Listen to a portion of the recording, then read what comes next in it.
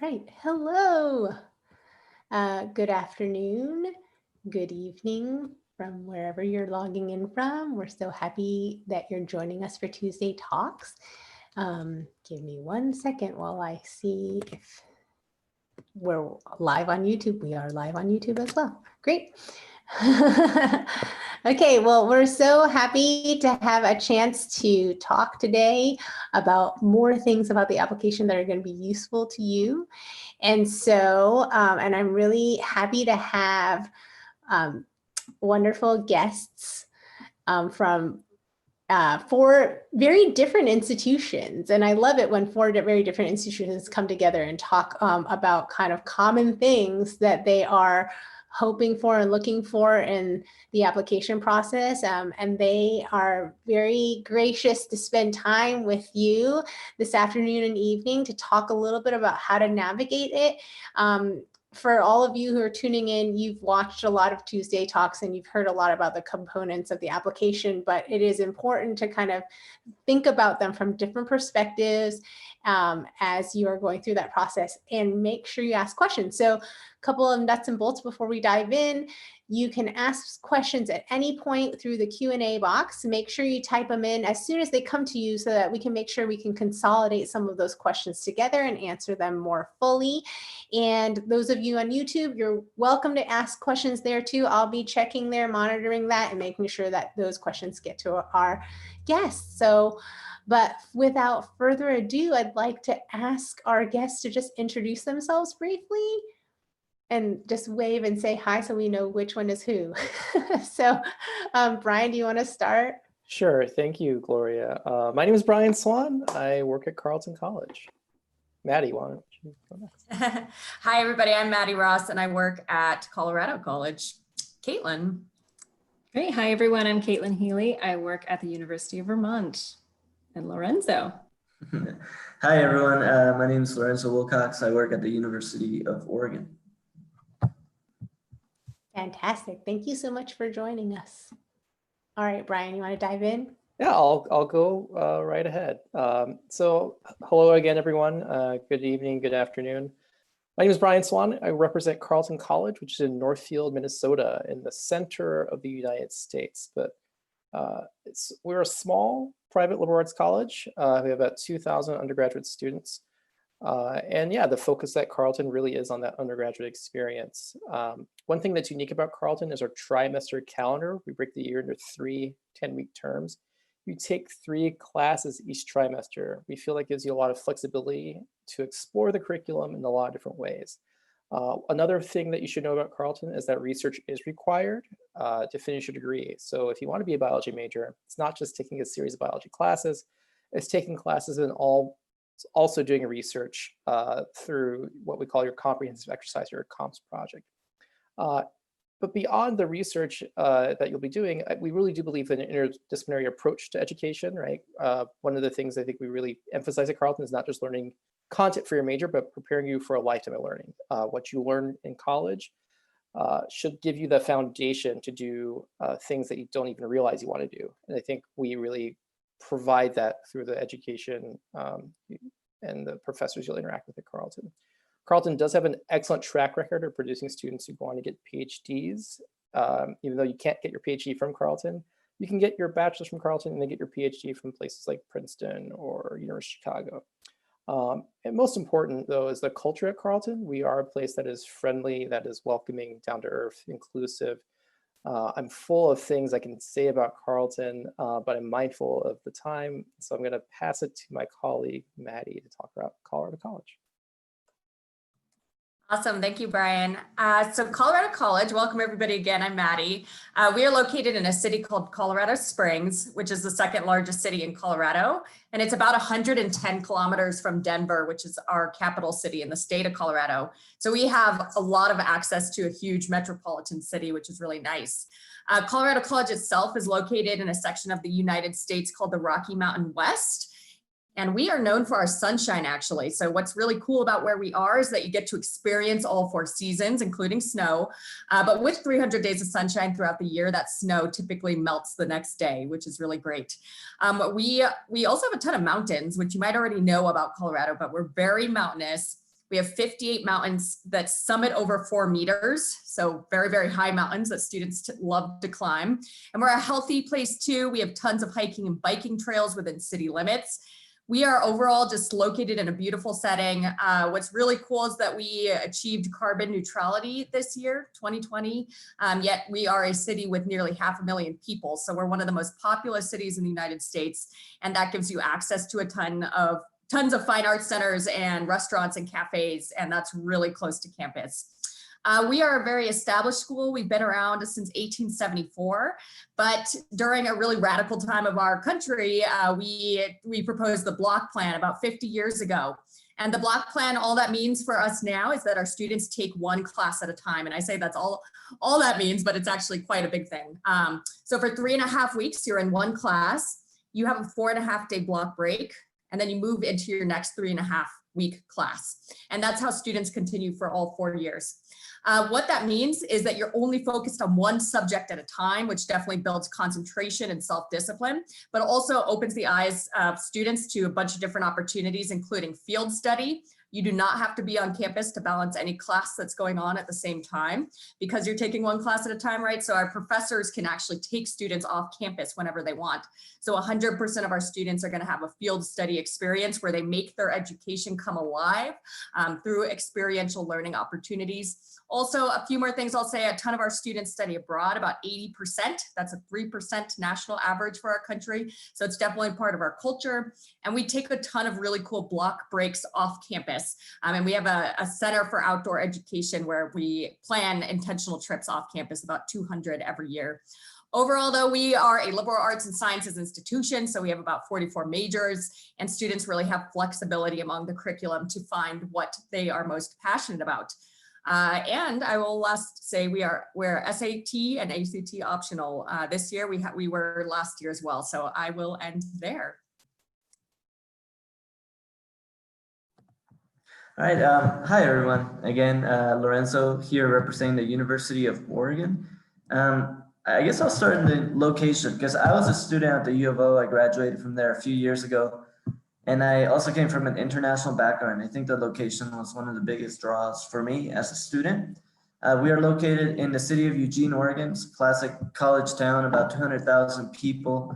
Everything that goes on in Eugene, it really revolves around the university and the students. So it's really a great environment to be in during those 4 years and more as I chose to stay here afterwards. But we are in the Pacific Northwest of the US, so north of California, south of Washington State. 1 hour to the west of us, we have the Pacific Ocean, and 1 hour to the other side, we have the Cascade Mountains. So you definitely get dynamic landscapes all around. So if you like nature, if you like the outdoors, or if you want to start exploring that side of the world, then this is usually a good fit for those kinds of students that want to pursue those types of activities. But definitely the location has a lot to offer. The U of O is a public research institution. We have around 23,000 students right now. 20,000 of them are at the undergrad level. So the first 4 years of their education working towards their bachelor's degree. And then 3,000 are pursuing maybe a master's or PhD through our graduate school. Another great thing that I loved about the U of O was the diversity that I was able to find on our campus. About 10% of our students are international, representing 101 countries this year. And so it's just an amazing experience to be able to take courses with people from so many different backgrounds and cultures. As I mentioned, we are a research institution. Experiential learning is a part of our programs. We don't require research, but it's something that we truly encourage. About 80% of our students are actively engaged in some form of research experience. And the goal is not only to provide a great education, but also a solid foundation for you to become successful in your career, to become a more competitive candidate for once you graduate, to get the job that you really want. So we have amazing programs like business, marine biology, psychology, architecture, journalism, and a lot of those programs come with great research opportunities. For example, we're fortunate to have a submarine for our marine biology program that students can use in their later years to explore underwater and do that type of research. We have TV stations for journalism students. We have cadaver labs for those interested in medicine. So a lot of great opportunities for research at the undergrad level, and that's something that we are kind of truly proud of. So I'll go ahead and pass it on to Caitlin. Great, thank you, Lorenzo. Hi again, everyone. Thank you so much for joining us today. So as I mentioned, my name is Caitlin Healy, and I work as the Assistant Director of International Admissions at the University of Vermont, or UVM as we're also known. So for those of you who aren't familiar with the University of Vermont, we're located in the northeast part of the United States. We're about 3.5 hours driving distance north of Boston and about 5.5 hours driving distance north of New York City, as well as being located very close to Canada. So we're pretty centrally located and really in a great area for students to travel to us, both from within the United States, but also from abroad. And UVM is a medium-sized public research university. We have about 10,000 undergraduate students on our campus who come from all across the United States and really all across the world. And when I speak about the University of Vermont, I really like to put academics front and center and really emphasize the high quality academic and research opportunities that are available here for our students. So we have what's called a teacher-scholar model here on our campus. And what this means is that our professors are really committed to teaching all of the classes themselves, but as well as continuing to do research and really becoming top experts within their fields. And our undergraduate students really get to benefit from that research component, as our professors are constantly looking to our undergraduate students to help them with their high-level research projects. And those opportunities will be the same for you no matter what you choose to study. So we have over 100 different major options that you can choose from.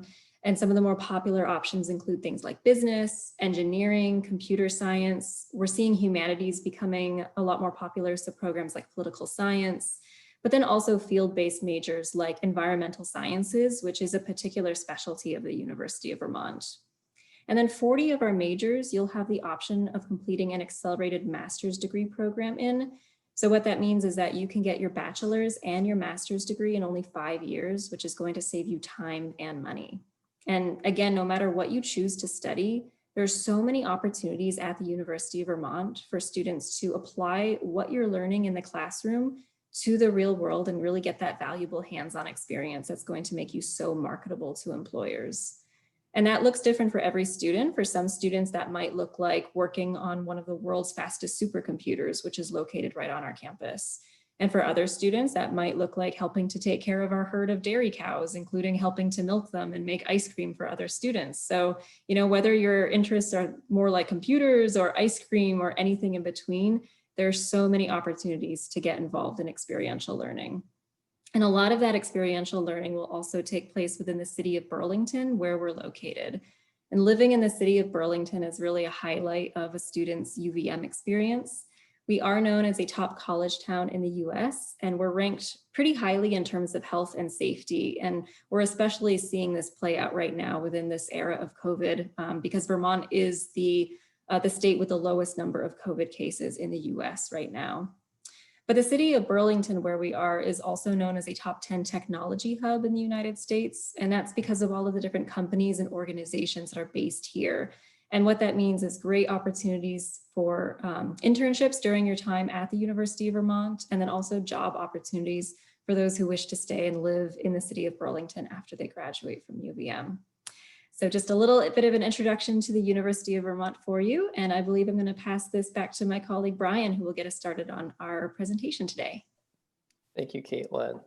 So yeah, we're here to talk about navigating the application process. And so, I try to start this by kind of framing how the application process maybe you're familiar with are going to be a little different than what we're asking you to do. And so we know that the process for applying for your undergraduate education really varies from country to country. And whether you're coming from India or Turkey or Nepal or other countries, right? We know that each institution you're applying to may have particular entrance exam requirements, right? Whether it's the JEE or the combination of your board results and another standardized test that your country may offer.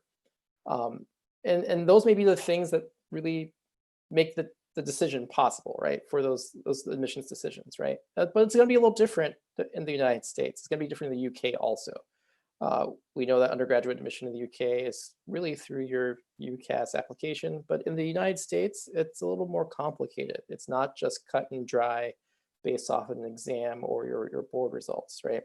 When we look at your application, one, there are a couple different ways you can apply, right? We are all schools that accept the common application as well as the coalition application. And both of them try to capture information beyond your academic preparation, right? The reason we want information beyond your academic preparation is that many colleges in the United States, many colleges and universities practice what we call holistic admission. That holistic admission process allows us to consider a variety of factors about you that aren't just academic, but allow a fuller picture of you as a person. And we want that because we know what you do in the classroom is one part of your identity. It's not the whole of your identity, right?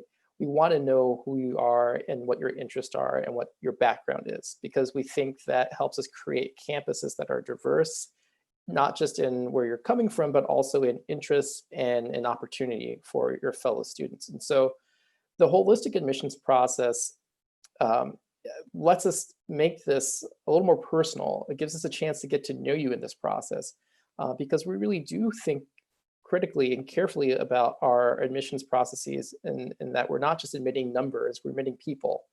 And so we want to get to know you in this process. And that's why this webinar, I think, is important. We're trying to help you get a sense of what we're looking for and how that can play out in your application process, whether you use the common application or the coalition application. I could say more, but again, I'm going to pass it on to my colleague, Maddie, to tell you a little more about what we're looking for. Awesome, Brian. Thank you. More on holistic admission. So academics is definitely part of that equation. And it's a critically important part of our evaluation, of course, because you've spent so much of your life academically learning and gaining information. So it is critically important part of our assessment. A lot of our institutions have actually done away with standardized test scores, particularly because of that reason, that the academic profile is so extremely important in terms of the success that you're going to have when you are an undergraduate student on our campuses. It is the best prediction of success, and it's not only about grades. That's not the only thing we're looking at, right? Grades are definitely important to us, but oftentimes we are looking at the rigor of the classes that you have taken as well. What's really cool is that people like us, we have territories that we breed for, and so it is our responsibility to understand the schools from which you're coming from. The counselor typically provides a school profile for us so that we get the opportunity to look into your school and see what classes were made available to you. So did you have AP classes, advanced placement classes available to you? Are you part of the IB program? Are you pursuing the national curriculum? What kind of country requirements does your particular country have for your education? These are all of the contextual conversations that we have in our office when we are assessing your application. And so that's really exciting for us admission people that we do over the years gain that context, and it makes it really easy when we are assessing your application because we know a lot about your school already. And a lot of our offices too, some of them we read with a partner, which is really great. I know in our office specifically, we are reading alongside somebody else as part of what we call team-based evaluation. But definitely if, for instance, I represent India, I'm not the only one who's going to be reading that application. There's going to be somebody who doesn't have that context and can look at your application with some fresh eyes. But overall, we are striving for you to have a good match academically and intellectually. So your academics, your high school transcript is definitely very important to us. And again, we read that within the context from which you're coming from. So if you are from a United World College, let's say the one that's in India, in Mahindra, that we will not compare your academic profile to somebody even within your same country. So we wanted to let you know that context is very important to us in the assessment of your academic profile. And I'm going to transition us to Lorenzo to talk about supplements. All right, thank you. So the essay, as most of you might be aware, if maybe you have already started some applications for this year, the essay is probably one of the biggest parts of any application. for universities. Most universities will require at least one college essay, the famous personal statement essay, and most will also have various supplemental essays. And these supplemental essays can vary. Some are required, some might just have them there as optional. I know, for instance, the U of O has a second essay that they make it optional, but a lot of students use it to write about diversity and things like that. Other universities might require this supplemental essay, and they might have the theme of why do you want to go to this particular university. So the themes can vary when it comes to those. You can also find essays such as special circumstance essay, where this is your opportunity to write about, if maybe in your high school education, there was a semester or two where your grades dipped a little bit because life happened and there was an event in your family that affected you and your education. You can definitely write about that. As you can see, we are the ones reading the applications. We are humans, so we definitely kind of take all of this information and we put it into context, right? And so if we don't know that something happened, we can't really evaluate your application, with that information. And so basically, ultimately, it is a benefit to you to kind of make use of those spaces and to really talk about any of those things that might have affected you. But I'm going to focus a little more on the personal statement essay. If you have checked out the Common App or the Coalition application, you'll see that they list a number of prompts. Most of them have the themes of, talk about your passions, your interests, talk about any significant experiences that you've had in your life, talk about lessons learned or challenges that you overcame and how you're going to apply that to your future events in your life and things like that. So the most important thing to remember is that this is a personal statement. So think of it as your resume that you are just writing a little more words on and just kind of bragging about yourself, right? So you want to make it all about you. You want to make it unique. You want to write it in your own voice and make it authentic. This is kind of your place to just share all that information that we can't otherwise see in your transcript and as part of your other application components. This is your place to tell a story or to tell us about some part of your life that you want us to know, that you think is important to you. So some key things to kind of go about this, treat the essay like a conversation, don't treat it like a thesis. Just feel like if you've ever done a Zoom appointment with any admission counselor, just think of it as a conversation. You're just telling us why you're interested in that school and what inspired you to maybe apply to that school and all that. We want to know about that. We are not looking forward to reading a thesis. We just want to kind of read something that you wrote yourself and that is you. And start early. You can always start. I've given you some themes that are most commonly used as prompts, and you can already start kind of brainstorming some ideas, some experiences that have happened. Just start out, blank piece of paper, go from there. And once you have something that you think is good and tells your story, then maybe go to your family or someone that you trust, go to your English teacher, have them read it, give you some feedback. This always helps. It doesn't have to be perfect. We're not English professors ourselves, but it should be good and understandable. And so that's kind of what we're looking for. If we go to the next slide, we have an example of an essay. I won't read it all, but just kind of give you the point of the essay is, and I don't think it's a bad essay at all, but things can always improve, and I'll give you some tips of what we kind of are looking for. But it's an essay about overcoming a challenge, and in this instance, it was a paddling competition and kind of such a rigorous activity and a challenge that was overcome and the lessons learned from that. And so you can always talk about any of those experiences, especially if they inspired you to pursue something or you really learned something from that experience and now you're applying it to other things that you do. That's great. You can always talk about that. But some tips kind of to follow is always be specific and get a little deeper. Maybe in this essay, we could have used one more paragraph of, more information, more detail. And in particular, I like to see the follow through. And what I mean by that is, if there was a challenge that you overcame and you learned something, how have you applied that, later on in your life? How have you used that information to, improve other aspects of your life? So that's kind of the follow through that I tend to look for when it comes to these types of essays.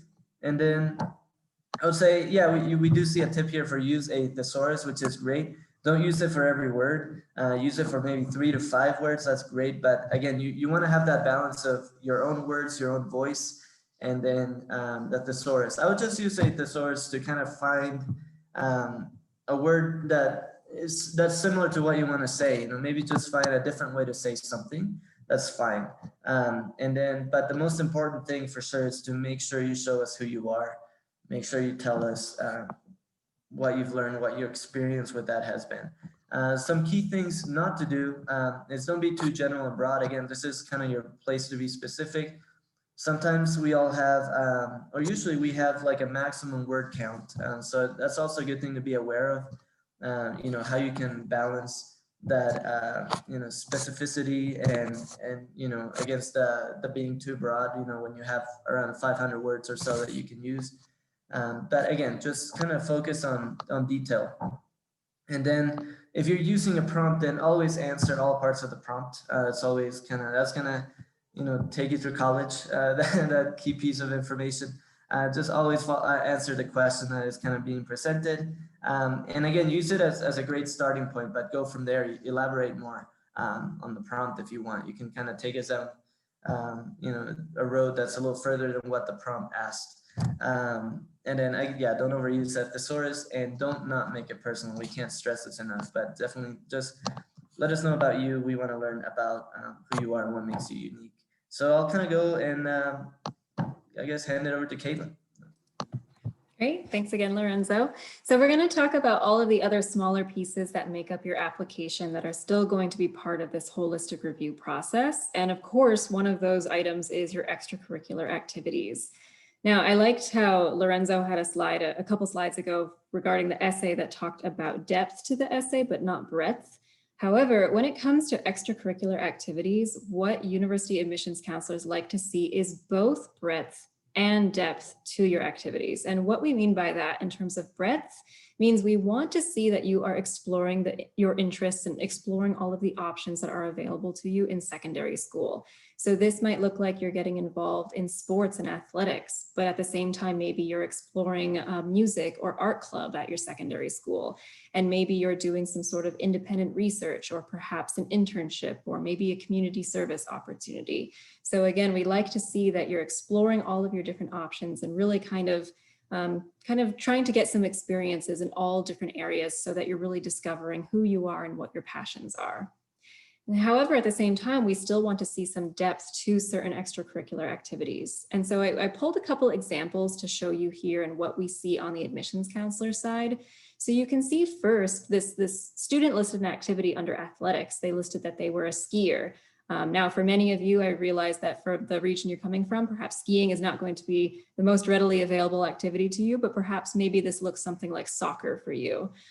So you can see that this student was involved in skiing for years 9, 10, 11, 12. So all years that the student was in secondary school. But the student also listed out how many hours per week and how many weeks out of the year that they've been involved in that activity. So we see that the student was doing this for 20 hours out of the week, 32 weeks out of the year.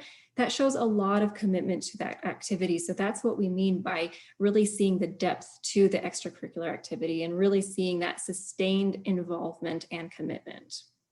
We also see that the same student was involved in community service. Again, we're seeing some depth to that community service activity that they listed because they're involved years 9 through 12.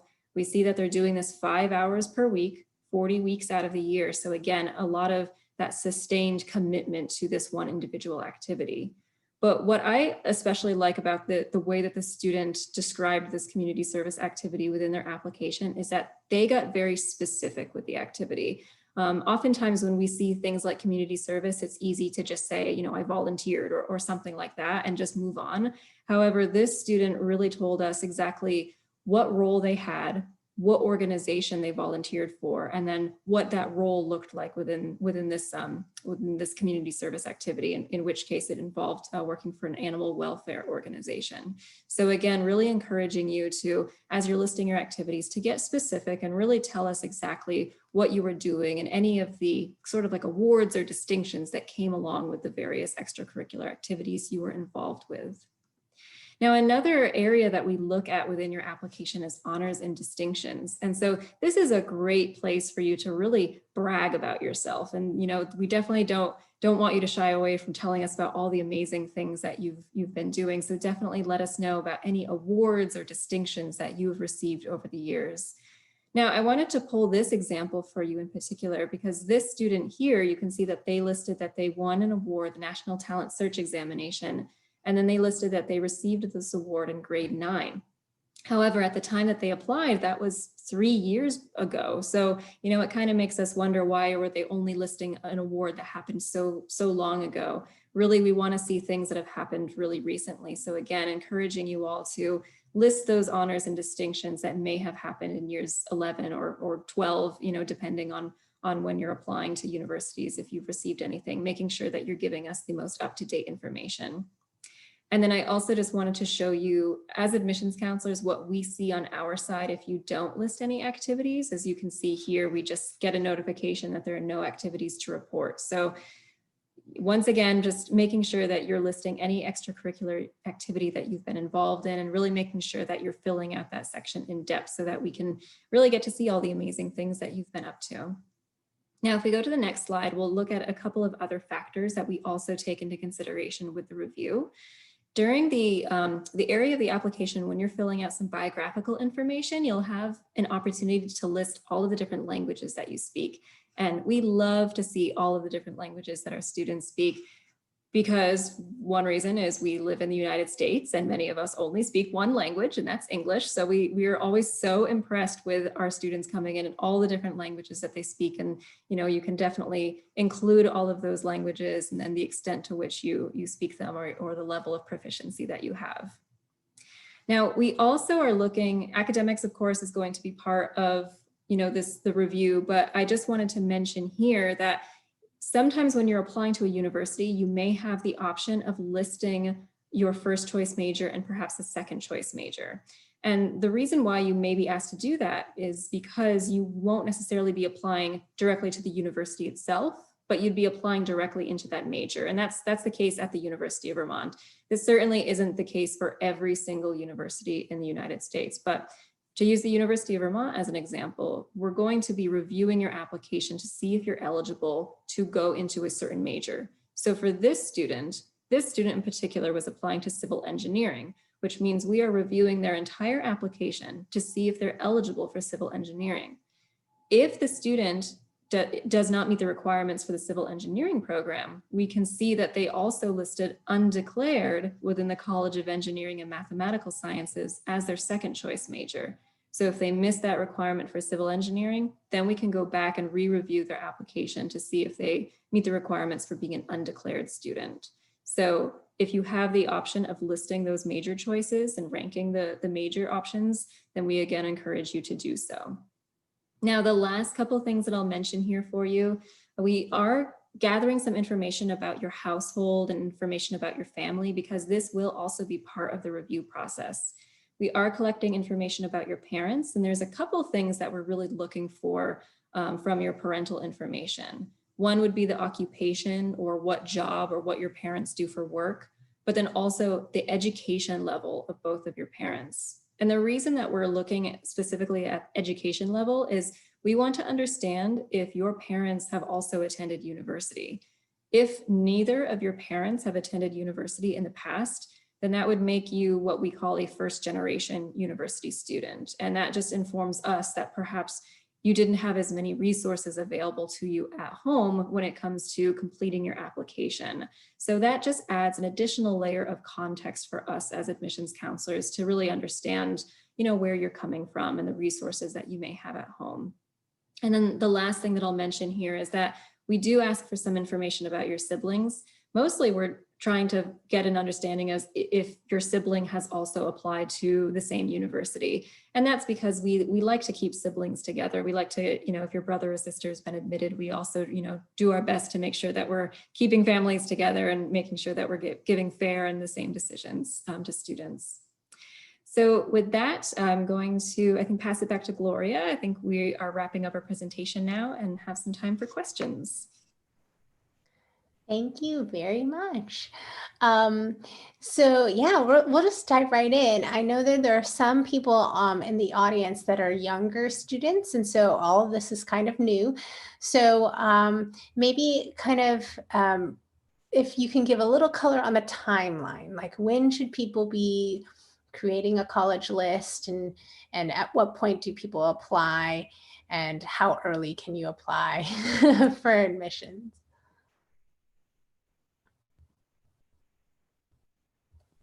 I guess I'll start and my colleagues chime in if I say something totally inaccurate. Typically, students start applying either in their senior year, but we also know that we'll see students who finish their high school education and then apply after that process, after they finish their board exams, right? And it really just kind of depends on what your preference is, right? I think internally for Carleton, we'll look at your application, whether it's you're applying during your senior year, your final year of secondary education, or during that post-grad year, or your gap year, as sometimes we call it. So the actual timing will kind of depend on when you want to apply, but typically most colleges will open their applications for the next academic year, sometime in August, right? So students who want to attend Carleton starting in fall of 2021, this is the time they would start putting together their application.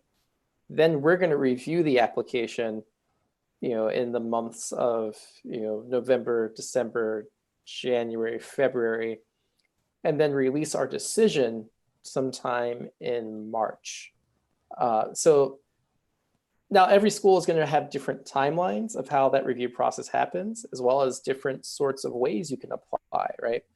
There are some schools that treat this process of applying a little differently, and the timing may be different. So that's why it's important to ask each institution you're applying to what their deadlines are, what their requirements are, and kind of what the calendar can look like for them in this process. Colleagues said, Caitlin, go ahead. I was just going to add, it's kind of one of the unfortunate things about the application process in the United States is that it's not standardized. So we don't operate on one standard timeline. It's really up to each individual university. So as Brian said, it's really important to make sure you're reaching out to each individual university and finding out the different dates and deadlines that each university has.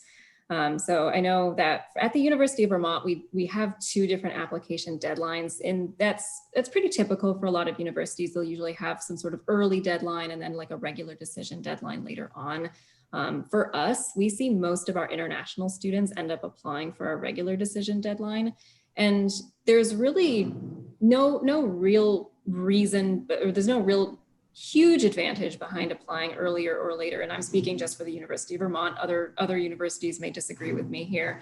But the reason I see students applying later is because they want to have that extra, semester or extra couple months to improve their grades and improve their internal marks. So if they apply later, that gives them time to either raise their GPA, or the transcript shows some higher grades that maybe weren't there on the transcript in years 9 and 10. So applying later is an advantage because it allows you time to really improve those grades. And then, yeah, as Brian mentioned, most universities will open up their application in August. For us, it's a strict August 1st deadline, or not deadline, opening date, where August 1st is when our application becomes available. So this past August 1st, 2020, that's when the application opened up for anyone interested in applying for fall 2021. So yeah, usually it gives you a year and a few months in advance to complete that application. I'll add to if you miss our application deadlines, as the slide kind of shows what our deadlines are, right? We may not be able to consider you if you apply beyond that deadline, right? If you submit your application to Carleton for fall of 2021, intending to start in the fall of 2021, but you submit your application in April, like we're not going to be able to consider you for admission. We're done with our process at that point. And every school's going to treat that differently. So some schools have these fixed deadlines, right? And then some schools do what's called rolling admission, where they're going to admit students until they have their target number of students enrolled. So that's another important question to ask, right? Like, is the school have a fixed deadline or rolling admissions deadline? Wonderful, thank you. So I have a question about listing extracurricular activities in the time of COVID. And so, quite a few of these students have been impacted by COVID in a way where they couldn't do some of the things that they normally would have done, but may have done some interesting things regardless that don't kind of fit in a category. So just wanted to clarify, what do you have suggestions on where that should go on the application? Should it still go in the activities section, or should it just only go in the additional information section? I'm happy to respond to that. So actually new this year on the common application, there's a question related specifically to COVID. And it's going to ask you how it has impacted your life. I think that's a really great opportunity for if there was an extracurricular activity that you were involved in that has been impacted because of COVID, for you to explain that in that specific section of the application. So if say you were playing, let's say baseball, or let's say cricket, if you're playing cricket and it got interrupted because of this, you can definitely tell us about that in that section.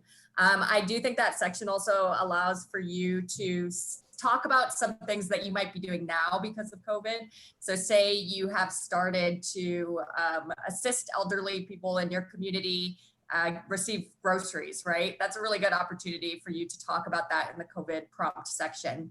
And I also think if that has become a substantial activity in your life because of this, that is perfectly fine to also include in your extracurricular list. We'd love to see it if it has been occupying a large part of your time. So that's what I'll say. Anyone else? Oh, go ahead, Brian. I was going to add, we understand that not just where you are, but everywhere in the world has been impacted, right? And certainly the extracurricular opportunities that you typically had at the ready aren't possible. I think though it's also, as Maddie mentioned, you have this section on the application, I think coalition application as well as common application that allow you to talk about how COVID-19 has impacted you. I also think, though, this is maybe a chance for you to talk about, the things that you're hoping to do at our campuses, right? Like if you've done a little research about our institutions, you maybe can talk about how you haven't had the chance to do the things because of the pandemic, but when you get to our campus, you're excited for this opportunity or this opportunity. Sharing that, shows that you've done a little research and shows that you're taking each institution a little more seriously than just applying. So I think that's another opportunity you can mention your interest in the college as well in that section. I think there are some questions about, how much is too much to say in the COVID section and the additional information section and how to kind of pare that down. And then there are obviously some people who are like, well, I wasn't impacted at all. And if I don't put anything in those sections, is that bad? So could you also give a little color on is there a limit on space for additional information or the COVID sections? And what's not necessary to say, or what, is there something that's not necessary to say? I guess I can kind of get us started. I wouldn't necessarily see it as a limit. I would make the distinction that between the personal statement and the COVID essay, if possible, don't make your personal statement essay all about COVID. I think maybe all of us have kind of had to live in this world, so we're all experiencing something related to COVID, and we want to hear like something unique to you when it comes to the personal statement.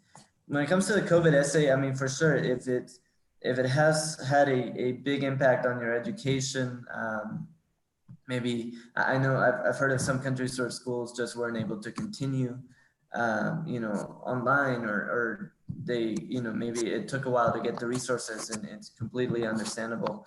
Those kinds of things are definitely great to put in there so that we can be aware of what happened, and be able to use that information when we look at the transcript and we look at other documents. That's totally fine. I mean, I think I'm a proponent of the more information that you can provide, the better, because I'll definitely be looking at that and using all that information to just get the best sense that I can, when it comes to your application.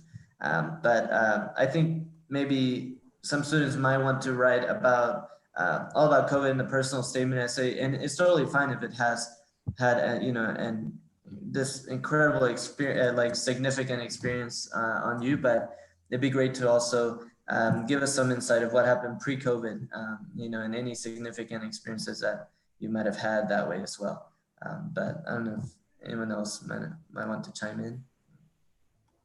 I can chime in. I've done an essay writing workshop specifically kind of surrounding these new prompts, and what I recommended, and Lorenzo already talked a lot about this, but that your personal statement should hopefully focus on you and the life that you've had prior to COVID, because it's been much longer than these few months that we've had. And that the COVID section should be reserved for COVID related activities. There are, or experiences activities.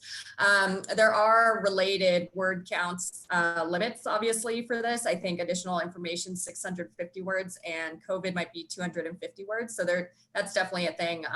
Additional information is completely optional. We always ask that if you are going to include something there, that it's succinct. It's not meant to be another essay, but something that you need to include in your application in order for it to be complete to you. So we're not expecting a whole nother essay in the additional information section. We are primarily just going to view it. If you include something, it's completely optional. And again, it's meant to be succinct and to the point. And then COVID, of course, there is a word limit there. And then I also told students when I did that workshop that maybe something that we don't need to learn a lot about is that your instruction moved from in-person to virtual, because we assume that mostly everybody had that happen. But maybe if the situation in your country is different, that would be really cool to learn about as well. And I think we talked about some activities that maybe you'd want to highlight in the COVID section, but I hope that's helpful. Wonderful, thank you. So Caitlin, earlier you mentioned about achievements and how you want to know about recent ones. And, there might be some who are saying, well, I couldn't get any achievements in the last, 6 to 9 months. So that's one thing, but how long is too long? Like, obviously we don't want first grade awards on your application. At what point is just not helpful at all? And then is it, is a 9th grade award helpful still? Can you give a little bit more color on that? Yeah, absolutely. And first of all, we again, it's one of these things where we totally understand that because of COVID, you might not be able to have participated in certain competitions, or you missed out on certain award opportunities. So that's, again, one of these areas where we're expecting your years, maybe 11 and 12, to look a bit, more sparse than what they would look like if you had applied a year or two prior. So that's something that we certainly understand. In terms of listing your honors and distinctions, I would say only include things that happened in your secondary school time. We definitely don't want to see anything from elementary school, or even what would be considered like middle school, but we want to see what would be high school or secondary school. So for those of you that are on a 4-year system, anything from years 9 through 12. If you're on a 3-year system, years 10, 11, and 12, that's what we would like to see. And so I would encourage you that any sort of honor or award or distinction that you've received during secondary school, to include that information. And then with understanding that we as admissions counselors know that for many of you that might be dropping off for years 11 and 12 because of what's happening with COVID. That's again some information that you can provide to us in the COVID statement, where you can say, you know, I was planning on participating in a competition. It ended up being canceled, and so you can just provide some additional information there. Great. There are some counselors on the call, and I just wanted to ask about what's the best way for counselors to engage with you, both in the sense of like letting you know kind of updates about the situation or the context of the school, but also is there like, you know, we've heard on a previous Tuesday talk about some additional like information that counselors can give to students to put on their additional information. Is that something that you would also like, or is there another way to kind of let you know about their school and their students and the updates? I can jump in on this. I'm always happy to hear from counselors. I always want to be updated from counselors. So please call me. We can video chat, we can email, we can talk anytime. So that's certainly one way, but I'm sure that would be pretty inconvenient for you to have an individual conversation with every admissions counselor. But you know, whatever is easiest. Some counselors are updating their school profiles and including information there. Some are sending out mass emails to admissions counselors, which also works. And then, yeah, some are including just like a COVID statement within the letter of recommendation, which is also very beneficial. So I personally, I am happy with any of those areas. It's helpful if the information comes directly in the application, because then it's tied to the student, so I can see the information right there as I'm reviewing the application. So in that case, you know, letter of recommendation or school profile information would be the most convenient. But again, always happy to talk, always happy to have conversations with counselors. And second that, we always welcome conversations. We really value the sort of personal connections that form in this sort of profession.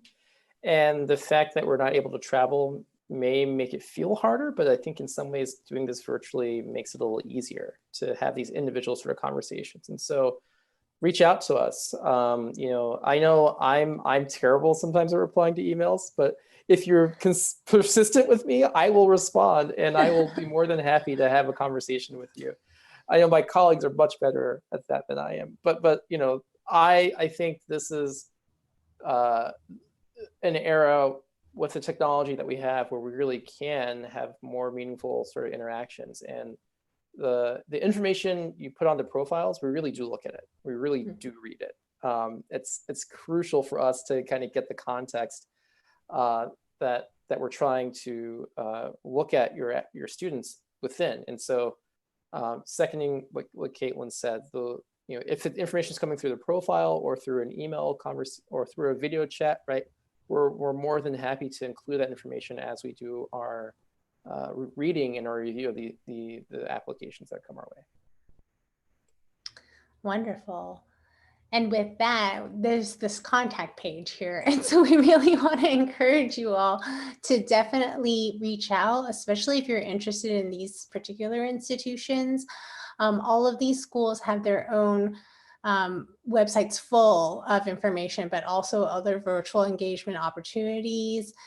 We kind of talked broadly about components of an application, but if you have very specific questions or want to know kind of what student life is like, you know, these are we really encourage you to go to the websites and ask individual questions to these wonderful admissions officers.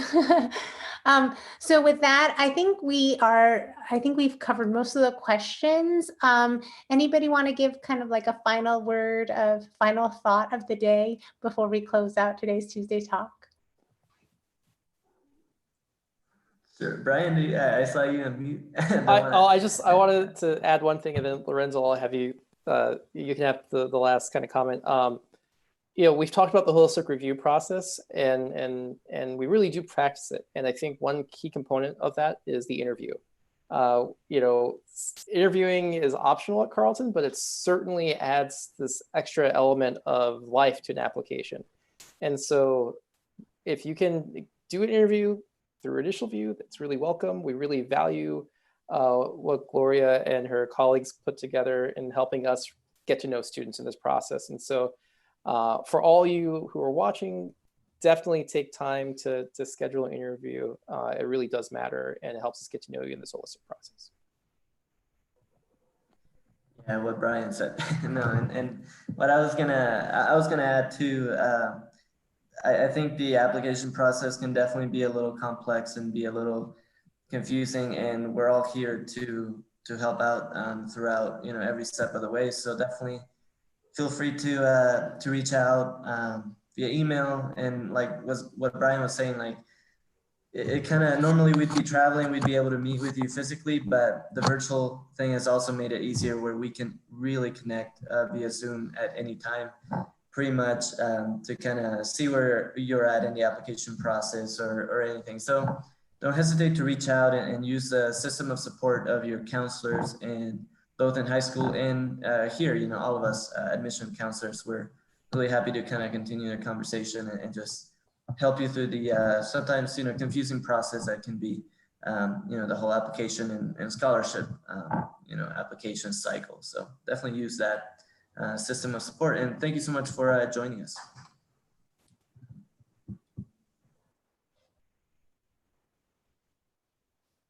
Alrighty, any other final words, Caitlin or Maddie? Or did Brian Lorenzo cover it? Yeah, I always like going closer to last so I can just be like, what my call?